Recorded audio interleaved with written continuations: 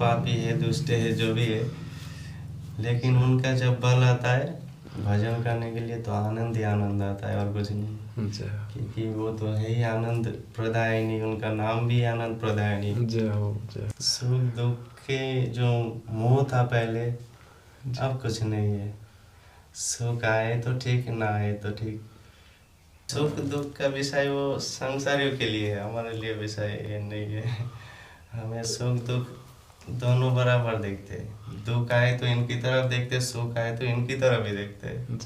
जैसे संसारी लोग सुखी होता है, खुशी होता है तो पार्टी वगैरह करता है, नशा करता है जी, और दुख में रोता फिरता है और नशा करता है जी जी जी। और हर चीज में नशा ही ढूंढता है संसारी। बिल्कुल सही कह रहे हैं। उसी प्रकार हम लोग इन्हीं को, हर चीज में इन्हीं को।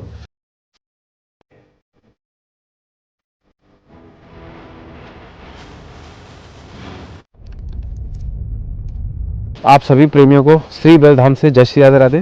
प्रेमियों, जैसा कि आप और हम लगातार सतत रूप से श्री जी की कृपा से, ठाकुर जी की कृपा से ब्रज के जंगलों में, बीड़ों में, पहाड़ों में और गुप्त स्थानों पर रहकर साधना कर रहे संतों के दर्शन, उनके सत्संग और उनके प्रवचन का आनंद ले रहे हैं। जैसे प्रेमियों, अभी आप देख रहे हैं जैसे कि अभी आज तो धूप निकल रही है, लेकिन कल का कुछ नहीं पता है, क्योंकि आज अब क्या है ना, पिछले 2-3 दिन से धुंध आने लग गई है, कोहरा होने लग गया और उसमें क्या सुनना की ठंड रहती है।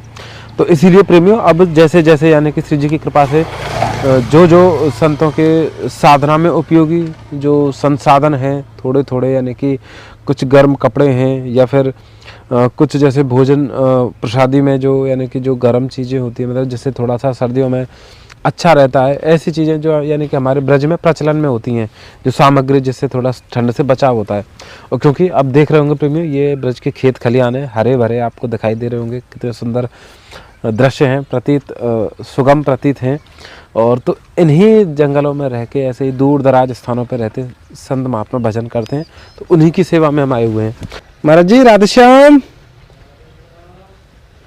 आ जाए महाराज जी। जय हो जय राधेश्याम महाराज जी, जय हो जय। आ जाए महाराज जी, जय हो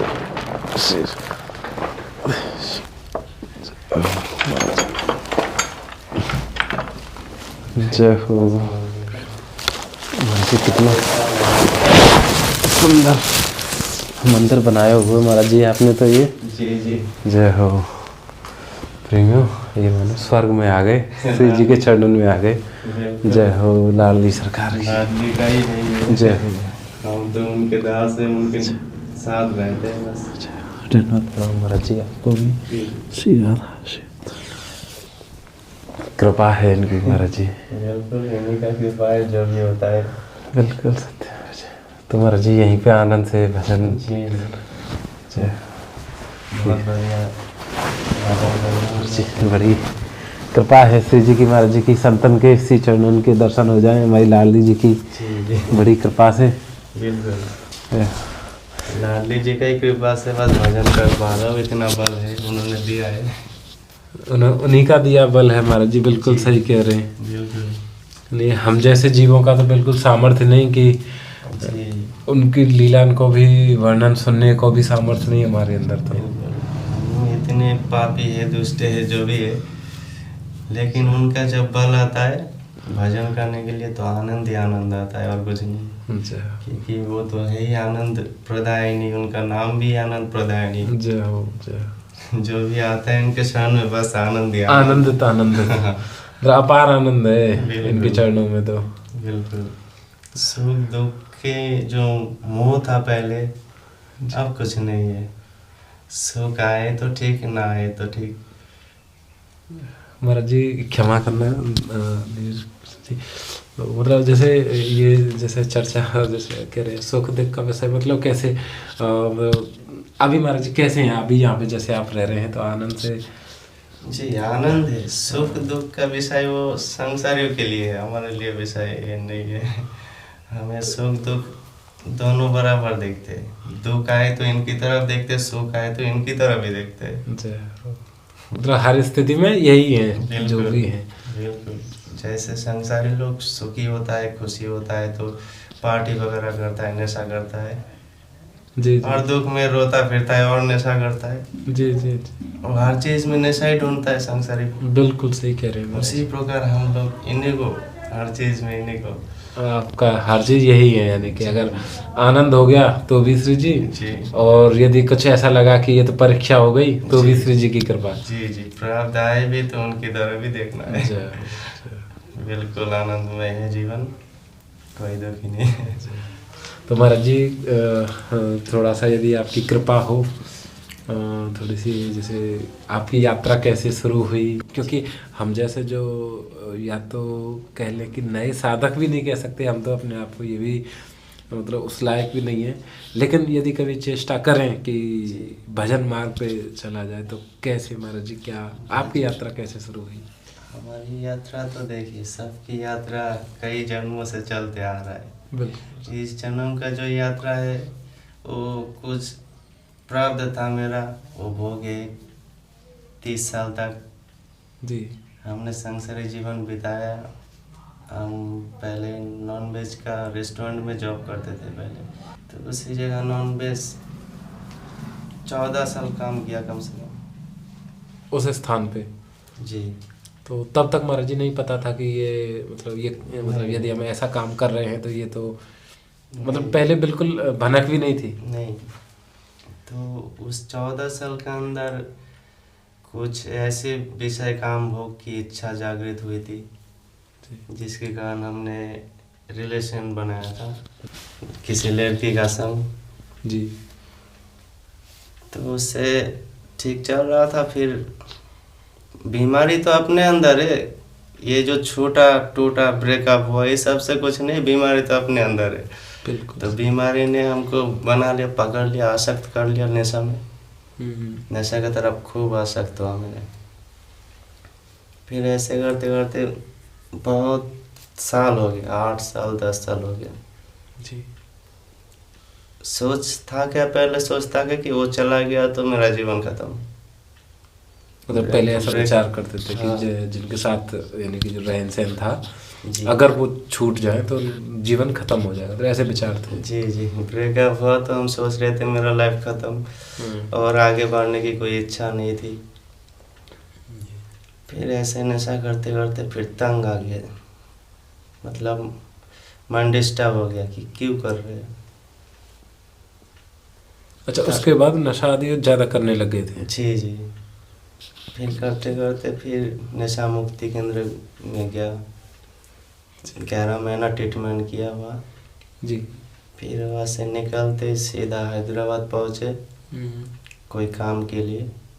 तो वहाँ मन नहीं लगा, 1 हफ्ता रुके, फिर हम वहाँ से जाएंगे मुंबई के लिए, किसी होटल में काम करेंगे। जी जी। तब तक हमारा विचार नहीं था, लेकिन हैदराबाद से मथुरा आ गया मैंने, मुंबई ना जाके मथुरा आ गए। तो ये मतलब ये आप जानते थे मथुरा आ रहे हैं कि मतलब हाँ, अचानक से कोई विचार बन गया? कि जैसे विचार कैसे बने, जैसे जनरल टिकट काटने के लिए गया था मैं जी स्टेशन पर। तो जैसे काटने जाओ, 1-2 आदमी काट रहा है और पीछे हम, जैसे मेरा नंबर आया तो मैंने अपने मुख से निकल गया मथुरा। मतलब आपको पता, आप जाना चाहते थे वहाँ पे मुंबई? जी जी। लेकिन निकल गया मथुरा अचानक से। ठीक है। तो वो टिकट निकल गया। फिर हम भी सोचे चलो एक बार घूम के आए, वृंदावन कभी नहीं देखे, बचपन से सुने थे बहुत। जी जी। ठीक है, फिर आए यहाँ आके फिर वृंदावन में भटके, कुछ नहीं जानता था। यमुना किनारे सोए, वहीं पे 3 रात सोए। फिर पैसा नहीं था मेरे पास पैसा, तो हम सोचे अब क्या करें, कुछ काम तो नहीं मिल रहा है। 2-4 होटल से पूछा था वृंदावन में, तो नहीं रखा था। तब हम मन में सोचे बिना टिकट के घर चल जाएंगे। तब पैदल गया वृंदावन से मथुरा। वृंदावन से मथुरा पैदल? जी। पैसा था नहीं पास में और भूख भी लगा था बहुत। तो मथुरा गया, नहीं बस स्टैंड का सामने वहाँ एक होटल देखा। भूख के वजह से गया, जाके पूछो कहाँ पे रखेगा तो खाना तो मिलेगा कम से कम। फिर वो इतनी आशा रह गई थी कि बस पेट भरने के भोजन मिल जाए, अगर काम पे भी रख लेंगे। हाँ जी। तब उन्होंने काम पे रख लिया हमको। मथुरा में। जी जी। तो वहाँ काम किया, 8 दिन लगभग काम किया, 280 रुपया पगार दे रहा था डेली। तो हम काम किए करते करते 2-3 हज़ार तो हो गया मेरा पैसा। फिर सोचे हम घर चल जाएंगे। तो उस मालिक ने मेरा काम से बहुत खुश था, जाने नहीं दिया। जी। तब डायरेक्ट बोला कि 500 रुपया देंगे, रह जाओ प्रतिदिन का। हाँ। तब हम रह गए। फिर डेली पैसा दे रहा है, फिर धाम धाम घूम रहे हैं, गोकुल धाम, वृंदावन, यमुनोत्री, जो भी है। तो महाराज जी इस बीच में कभी ऐसा विचार नहीं आया कि यानी पिछले जीवन का, क्योंकि साथ चलता है ना वो विचार, तो विचारों पे कंट्रोल रहता नहीं है, तो फिर उन चीज़ों से कैसे महाराज जी, मतलब आप लड़ रहे होंगे उस समय, तो तमाम तरीके के विचार उधर उधर के। उस समय देखिए पिछले का जो साल गया, 8-10 साल, वो सोच के डर लगता था, फिर उसी में ना फंस जाओ। ठीक है, इसी की वजह से। और मेरा माँ भी मेरा साथ देता था। मेरा माँ मुझे कहता था भगवत मार्ग में जाओ, नेशाबाजी मत करो। तो जैसे महाराज जी आप जब वृंदावन आ गए, यानी कि पहले हैदराबाद जाने का वो था, फिर मुंबई जा रहे थे, तो इस बीच में जैसे परिवार के जन थे, तो उनका कोई, अब जैसे जिनसे यानी कि हमारी रहन सहन रही थी, जिनके साथ हम रह रहे हैं, तो उसके बाद जब उनसे विच्छेदन हुआ, तो उस समय माता पिता या फिर भाई बहन का कोई विचार नहीं था कि हम उनके साथ भी रह सकते हैं, उनकी जिम्मेदारी, क्योंकि एक तरीके की जिम्मेदारियाँ होती हैं ना सभी। क्योंकि उस होटल में रहते हुए ये जो छोटा मूर्ति है ना, जी जी, ये छोटा मूर्ति का सेवा करते थे होटल में हम। अच्छा, ये सेवा तभी से जी, जहाँ पे नॉनवेज वाला वो था? ना यहाँ मथुरा में जब आए थे। अच्छा, तभी उस सेवा। अच्छा जी। तो ये जन्मभूमि से लिया था, कृष्ण जन्मभूमि से। हाँ। तो उनका सेवा करते करते करीब 6 महीना बीता, और फिर धामों में घुमाए, साधु संग किए। तब मेरे अंदर भाव जगा, नहीं यही फिट सेट हो जाऊंगा, यहीं पे रह ले। जी। तो महाराज जी ऐसा विचार नहीं आया कि फिर मतलब घर का क्या होगा, या फिर माता है या फिर परिवारजन है? हमें मालूम है कि उनके लिए कोई है देखभाल के लिए, और 2 भाई है मेरा। जी जी, उनके लिए है। और माता पिता के लिए कोई दुख ही नहीं है मेरे वजह से कि बाबा जी बन गया तो दुख ही है, ऐसा नहीं है। तो जैसे हर किसी का भाव रहता है ना, हर मैया का भाव होता है, फिर भाई बहन भी होते हैं, उनका भी ये रहता है कि नहीं हमारे भैया हैं या फिर हमारे बेटा है तो हमारे साथ रहें, क्योंकि उन्हें पता होता है कि साधु जीवन देखने में तो ठीक है लगता है, लेकिन बहुत संघर्ष भरा रहता है। बिल्कुल। तो फिर वो नहीं, उन्होंने नहीं प्रयास किया कि घर पे रह के ही भजन कर लो, अगर भजन करना। उन्होंने प्रयास नहीं किया। पूरे फैमिली, हमारा परिवार में बहुत आदमी है, तो सब सपोर्ट करते हैं भजन करो। तो अभी आज की स्थिति कैसी है? सब कुछ कहते हैं कि कभी उनसे बातचीत होता है कभी कभी, तो वो नहीं कहते कि यहाँ पे आ जाओ?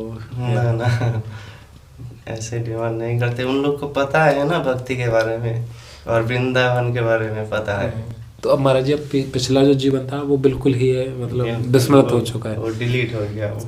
तो कभी कभी जैसे महाराज जी विचार आ जाते, क्योंकि हम कहीं जैसे अब आप तो कृपा यानी कि श्री जी की बहुत है, लेकिन हम जैसे संसारी जीव यदि अपने स्तर पे सोचें, विचार करें, जब पिछले जीवन की कुछ यादें जब घूम फिर के आ जाती हैं वापस, तो वो बहुत ज़्यादा व्याकुल कर देती हैं। तो ऐसा कभी नहीं होता महाराज जी कि कोई कभी मतलब दुख होता हो सोच के, या फिर लगता हो कि ऐसा क्यों हुआ? ऐसा नहीं होता है। तो बिल्कुल सब सामान्य है हमारे? बिल्कुल सामान्य है। और व्याकुलता अगर होना ही चाहिए तो इनके प्रति व्याकुलता होना चाहिए। तो महाराज जी इतना भाव कैसे बना ठाकुर जी के चरणों में? जब पहला जीवन तो जैसे आप बता रहे हैं कि जब ऐसी जगह पे जब जॉब करते थे, तो वो तो बिल्कुल ही विपरीत दिशा है। बिल्कुल, यानी कि एक सिक्के के यदि 2 पहलू देखे जाएं, एक इधर का है, एक इधर का है, इधर वाले हिस्से को उधर वाले हिस्से से मतलब नहीं, और इधर वाले को। तो ऐसा जीवन करते करते और अब बिल्कुल ही जीवन पलट गया है। देखिए, पहले तो ये धाम की कृपा है, धाम में हम प्रवेश किए, धाम में घूमे, साधु संग किए, फिर ब्रिजवासियों का कृपा है कि जिन्होंने मुझे कोई स्थान दिया है रहने के लिए, भजन करने के लिए। ब्रजवासी बहुत सेवा करते हैं, तो इन लोग का कृपा है, रज रानी का कृपा है, वृंदा महारानी का कृपा है, फिर राधा रानी ने हाथ पकड़ा है।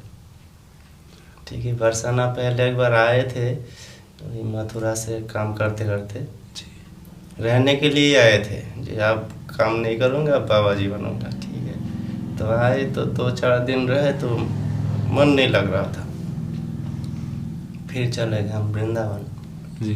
वो देवरा बाबा है ना जी हाँ, उनके सामने एक कोठरी बनाई थी तिरपाल से, वो सामने तिरपाल है ना पीला वाला, हाँ हाँ हाँ। उसी से बनाए थे। अच्छा, जो यहाँ पे लगा हुआ है। हाँ। अच्छा, वो तिरपाल भी आप साथ में लेके चल रहे हैं अभी भी? जी।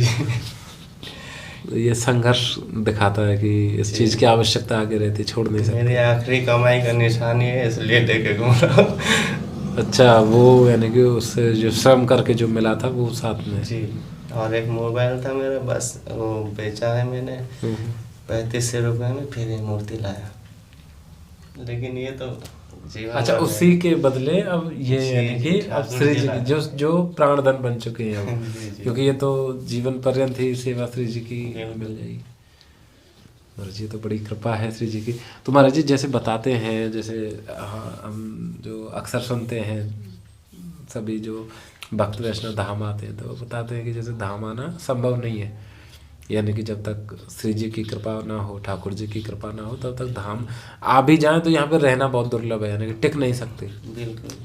तो ऐसा कभी महाराज जी आपको अनुभव हुआ कि जैसे हम आ तो गए हैं, लेकिन ऐसा लगा हो कि नहीं, ये तो मतलब ठाकुर जी की बिना कृपा के तो यहाँ टिकना। फिर 25 साल पुराने बात याद आ गया, 24 साल पहले की जी।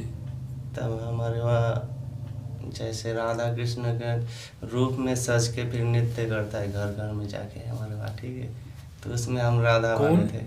आप करते थे? जी, हम लोग बच्चे थे तब। अच्छा, 25 साल जब बच्चे थे। हाँ जी जी जी।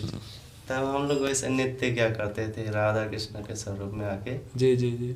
हम राधा सजते थे, हमको सजाया जाता था राधा रानी की, जब बाल नहीं थे मुंह पे। हाँ हाँ। तो वो बात याद आ गया हमको अचानक। तो महाराज जी से फिर, अच्छा महाराज जी, जब बचपन में इतनी कृपा थी, क्योंकि जब ठाकुर जी श्री जी का स्वरूप की सेवा मिल रही है, तो फिर बीच में आप इस मार्ग में कैसे आ गए? मतलब ये किस चीज का प्रभाव था? ये माया का प्रभाव था। माया तो अपना प्रभाव दिखा के ही रहेगा। तो मतलब ऐसा कह सकते हैं कि बीच में कुछ समय के लिए माया ने इतना प्रभाव दिखाया कि हम बिल्कुल ही दूर हो गए थे जी। पर अब प्रभु की कृपा हुई तो दोबारा से प्रभु की सेवा में ले ली। उन्होंने ये देखा होगा कि अब बुलाना जरूरी है, नहीं तो और मरेगा ये। तो महाराज जी कभी ऐसा भाव नहीं आया कि मतलब जब ये संघर्ष चल रहा था जीवन का, जैसे जिस समय आप साधु जीवन में आने के लिए एक विचार जब आ रहा होगा कि नहीं, अब तो बैरागी लेना है, संसार से विरक्ति लेनी है कि अब नहीं इसमें फंसना है, तो उस समय कौन कौन से विचार महाराज जी आते हैं? क्योंकि कभी कभी ऐसा भी विचार आता होगा कि ये अरे इस पे बहुत संघर्ष बहुत बड़ा है। एक बात तो मैं बताया नहीं कि मुख्य रूप में तो जैसे प्रेमानंद बाबा जी है, बहुत पूजनीय है, उनकी भी कथा हम सुनते थे होटल में रहते हुए जी। तो उनकी कोई एक ऐसी बात जो मेरे दिल पे लग गया, चुभ गया कि ना अब गलत नहीं करना है। उनकी जो पद्धति है वो अगर कोई भी सुने तो भक्ति मार्ग में ही चलेगा। बिल्कुल सही है। तो महाराज जी के एक वचन ने पूरा जीवन बदल दिया। जी जी। जब थोड़ी सर्दियाँ भी आ रही हैं और आ ही गई हैं, बहुत ठंडी पड़ती है भोर में। जी जी जी। जी थोड़ी सी श्री जी की तरफ से कुछ सेवा सामग्री है, आप यदि ठाकुर जी की सेवा में ले लें तो बड़ी कृपा होगी। बिल्कुल, ठाकुर के लिए तो सब स्वीकार है। एक तो ये है महाराज जी, एक कमंडल है, इसमें ना थोड़ी सी प्रसादी है। ये देसी घी में बनी हुई है, एक कसार के जैसा है, मतलब भोग लगा सकते हैं। हाँ हाँ हाँ बिल्कुल। तो इसमें से जितना आप यानी कि 1-2 लड्डू के जैसे लेंगे ना, तो ये मतलब बहुत अच्छा और सात्विक है, और कम से कम दोपहर तक आपको भूख का वो नहीं होने देगा आभास। तो ऐसा है ये लाडली के लिए सब ऐसा ठाकुर जी की सेवा के लिए महाराज जी। ये तो महाराज जी ये है गुड़ का वो होता है ना, क्या बोलते हैं, खाड़, ये गुड़ की खाड़ है ये महाराज जी, आप सेवा में ले सकते हैं। राशन सामग्री है, इसमें चने भी हैं और मूंगफली है, जैसे ठाकुर जी के भोग के लिए मिश्री है, ये इसमें थोड़ी थोड़ी सामग्री सब है, आटा, दाल, चावल, मसाले, सरफ इत्यादि। धूप भी है ठाकुर जी की सेवा के लिए। ये अब ना सर्दियाँ आ गई हैं तो थोड़ी सी आवश्यकता पड़ेगी। ये गरम पजामे और गरम बनियान है, ये मर्जी 90 नंबर आपको आ जाना चाहिए, है ना? जी जी आ गया। ये महाराज जी आप सेवा में ले लेना। और ये नीचे पहनने के लिए महाराज जी, ये गरम, ये इसकी आवश्यकता रहेगी। ये ठाकुर जी के भोग के लिए चम्मच और कटोरी है, ये ठाकुर जी की सेवा। ये महाराज जी सरसों का तेल है, ये आप विशेष रूप से आप सेवा में लेना। ये गरम मोजे हैं और ये बहुत अच्छी क्वालिटी के हैं, ऊनी है और मोटे हैं। इससे क्या ना, क्योंकि अब यहाँ पे जो सर्दी पड़ती है ना, तो उंगलियों में और पैर की उंगलियों में बहुत ज़्यादा टीस करने लग जाती है। ये 2 जोड़ी है महाराज जी, है ना? क्योंकि एक धुल देंगे और एक पहन लेंगे, क्योंकि सूखेगा तभी ऐसे ये हो पाएगा ये। और ये महाराज जी पोहा है सिर पे पहनने के लिए महाराज जी, ये विशेष रूप से गर्म है, बात है कि ये आप लेने से। ये पैरों में पहनने के लिए ऊनी चप्पल है, नीचे तो तला मतलब ऐसा है कि भीगेगा नहीं, और ये इसमें पैर गर्म रहेगा। ये मतलब पादुका के जैसे आप सेवा में ले सकते हैं जी। ये महाराज जी थोड़ा सा च्यवनप्राश है और इसमें थोड़ा सा शहद भी है, क्योंकि सर्दियों के समय पे जैसे आप जानते हो औषधि के रूप में जैसे प्रयोग में लेते हैं। ये लाया बढ़िया क्या, क्योंकि जी लाला के लिए चाहिए था। अच्छा शहद। हाँ, अरे उनको जब स्नान कराते हैं तो शहद से। अरे अच्छा, ये तो बड़ी कृपा हुई श्री जी की। और ये अचानक ही विचार यानी कि सेवा में आया ये, बहुत सुंदर, बड़ी कृपा। ये सब महाराज जी, ये सब श्री जी की तरफ से है, इनका है। हम बस यहाँ तक एक बैलगाड़ी नहीं होती, बस उतना उसमें निमित्त मात्र पहुँचाने जैसे, बाकी सब श्री जी का है महाराज जी। ये आप सेवा में, ये आप सेवा में ले लें महाराज जी, बड़ी कृपा होगी। और हाँ महाराज जी एक ये और है, क्योंकि जैसे आप ना यहाँ जंगलों में रहते हैं तो कभी जैसे ये एक ट्यूब है सोफ्रामाइसिन, तो जैसे कभी उंगली जल जाए या फिर कट जाए या फिर कोई घाव जैसे हो जाए ना, तो ये आप उस पर लगाएंगे ऊपर घाव पे ना, तो ये बहुत अच्छा फ़ायदा करता है।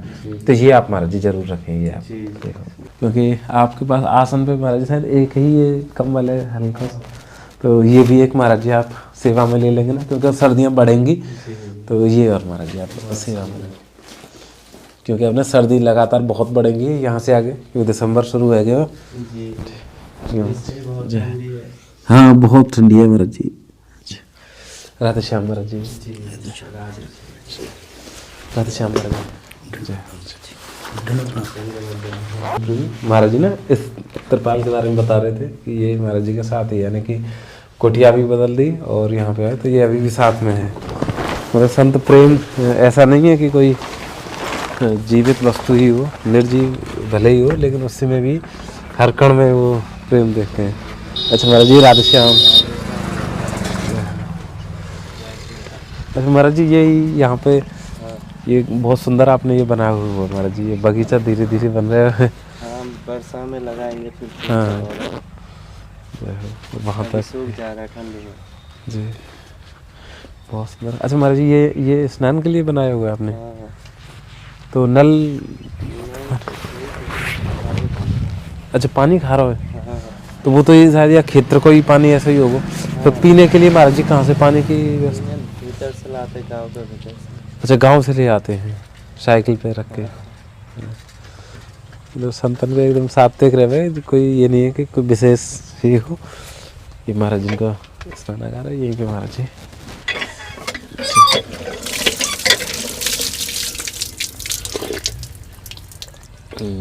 खारी है थोड़ा सा महाराज जी। एक मन में थोड़ी सी जिज्ञासा ये हो रहा है, जैसे कि आप जैसे कि अभी क्योंकि वृद्धावस्था आने में तो बहुत समय है थोड़ा सा, तो जैसे महाराज जी हम जैसे जीवों के लिए जो युवा हैं, तो उनके साथ ऐसी परिस्थितियां बहुत यानी कि बहुत सामान्य हैं, यदि बन भी जाएं तो उनको ऐसी स्थिति में कैसे क्या निर्णय लेना चाहिए? देखिए अब युवा में तो दोनों टाइप है, एक जो परिवार की सेवा करता है, जी। जो परिवार की सेवा करता है उसको और कुछ नहीं करने की ज़रूरत नहीं है। नहीं, जैसे यदि ऐसे जैसे कि आपके साथ जो थोड़ा माया का प्रभाव जो हुआ, आप इन चीज़ों में जब आ गए थे, तो इन चीज़ों में यदि ऐसे कोई पड़ाव आ जाएं तो वो संभल कैसे सकें, जिससे कि उनको इतना ज़्यादा भीषण समय नहीं देखना पड़े? नाम सबसे बलवान है, नाम पकड़ के रखेगा तो सब कुछ ठीक हो जाएगा। तो अभी से इसी स्थिति से यदि हम नाम जी लेते रहें तो इन चीज़ों, कोई भी दशा हो उसकी, हाँ, किसी भी हालत में हो, नाम अगर निरंतर अपने श्रद्धा भाव से ले तो वो पार हो जाएगा, वो हर चीज़ समझ जाएगा धीरे धीरे। केवल एक नाम उपाय है। जी, पूरे ज्ञान रहता है नाम में, और भक्ति प्रेम भक्ति सब धीरे धीरे आएगा। नाम जपते रहें। जी, नाम, और साधु संग की भी जरूरी है, तो साधु संगति करते रहें। जी, प्रधान सेवा बताई गई है साधु सेवा। जी, कोई साधु की सेवा करे तो ये भी एक विवेक से सेवा में आना चाहिए कि यदि हम कर रहे हैं तो विवेक तभी जागृत होगा जब कथा सुनेगा, साधु संग करेगा, तभी विवेक जागृत हो सकता है। नहीं, मतलब ये है कि जैसे एक प्रकार से कहें कि जो जड़ है वो नाम है, नाम जपते रहें तो उसके साथ में ये सारी चीज़ें फिर होती रहेंगी, और जो जीवन में सात्विकता है वो स्वतः ही आ जाएगी। जैसे हमको अगर एक काम करना है कि ये खेत जोतना है पूरे दिन में, केवल हम खेत ही जोतेंगे, दूसरा कोई टेंशन आएगा? जी, नहीं आएगा ना, जोतने का ही टेंशन आएगा, इसको जोते कैसे, बोए कैसे। जी, उसी प्रकार नाम एकाग्रता लाती है और भक्ति को समझने में आसानी होती है, क्योंकि वो एक काम में ही लगे रहता है, और एक काम में लगने से मन का पाप नहीं होता है, शरीर से पाप नहीं होता है, वचन से पाप नहीं होता है। तो ये सब जब पाप नहीं होता है तो मन शुद्ध हो जाता है धीरे धीरे। विवेक को जागृत करना पड़ता है ऐसी तरह। महाराज जी कितनी बारीकी की चीज़ें कितने सहज में बता रहे हैं। जी, यानी कि नाम जब से ये सारी चीज़ें सिद्ध होती चली जाएंगी, यानी कि एक चीज़ को साध लें पर बाकी जो भी शाखाएं निकलेंगी वो इसी, मतलब एक तरह की नींव नाम है, मतलब नाम नींव की तरह काम करते हैं, फिर ये सारी चीज़ें वो सहज हो जाती हैं सारी चीज़ें। नाम अपनी श्रद्धा भक्ति से जपने से सिद्धि अपना प्राप्त हो जाएगा, और भक्त और प्रेमी जन कभी सिद्धियों का कामना नहीं करता है। प्रेमी वही होगा जो निष्काम होगा, भगवान से कोई काम नहीं है। महाराज जी थोड़ा सा यदि ऐसा और बता दें कि जैसे नाम कैसे जपा जाए, यानी जैसे कि नाम कैसे भी जपे, मतलब कितना जपा जाए, कैसे जपा जाए, कहाँ जपा जाए, कब जपा जाए, समय क्या हो। पहली बात तो है कि जो नया होगा तो निरंतर कर नहीं पाएगा, उसको आदत डालनी पड़ेगी। जी, 21 दिन में हर चीज़ का आदत होती है, कोई भी चीज़ का। तो दिन में 1 घंटा में 2-4 बार नाम ले, ऐसे करते करते बढ़ाते जाए। जी, ठीक है, धीरे धीरे। सांसारिक लोग तो और भी लोड ले सकता है, उन लोग मतलब विषय का चिंतन आएगा, ये चिंतन आएगा, वो बहुत तरीके का काम होता है सांसारिक लोगों के। जी, तो उन लोग को इसी तरह धीरे धीरे अभ्यास करना पड़ेगा। 1 घंटा में 2 बार नाम ले भगवान की, फिर धीरे धीरे बढ़ाए, 1 घंटा में 4 बार 5 बार। तो मर्जी थोड़ा सा आप बताएंगे, मतलब यदि कृपा कर सकें कि मतलब कैसे नाम लें, मतलब विधि क्या होती है, जैसे उच्चारण कैसे करें नाम? देखिए, उच्चारण आप कोई भी नाम ले सकते हैं, आपको जो प्रिय है। जैसे हमें श्री जी का नाम ही लेना है जी, तो किस तरीके से लिया जाए? राधा जी का तो राधा ही नाम लेता है, तो राधा राधा रटते रटते जब गुरु मिलेगा, राधा नाम वास्तव में मिलेगा किसी गुरु द्वारा, तब उनको श्री हरिवंश जपना है, राधा वल्लभ श्री हरिवंश जपना है, राधा नाम भी जपना है। मतलब कैसे, जैसे राधा राधा ऐसे ही जपें? बिल्कुल, आपके मन में श्री राधा बोलने का इच्छा है, आप बोलिए, राधा बोलिए, मतलब जो भी जिस भी नाम में प्रीति हो आप उसी का, यानी कि तो महाराज जी जैसे बार बार दोहराते रहें यही, मतलब जितना भी समय हो अधिकतम समय। जी, कोई विधि नियम कानून ऐसा कुछ भी नहीं है, बस कानून आगे आगे बनती जाएगी। जैसे एक विद्यार्थी है तो उनका जब उच्च क्लास में जाता है, धीरे धीरे उनको कठिनाई आती है परीक्षा देने में, जी उसी प्रकार इस मार्ग में भी कठिनाई आती रहती है। ठीक है, बहुत संभाल के रहना पड़ता है, चूक ना हो जाए। थोड़ी सी चूक होने से विरक्त मार्ग में पूरा बर्बाद हो जाएगा। जितना ऊंचाई चढ़े थे एक बार में नीचे, एक ही गलती से। जी महाराज जी बड़ी कृपा महाराज जी, बहुत बहुत आभार, मार्गदर्शन मिला। राधे श्याम महाराज जी।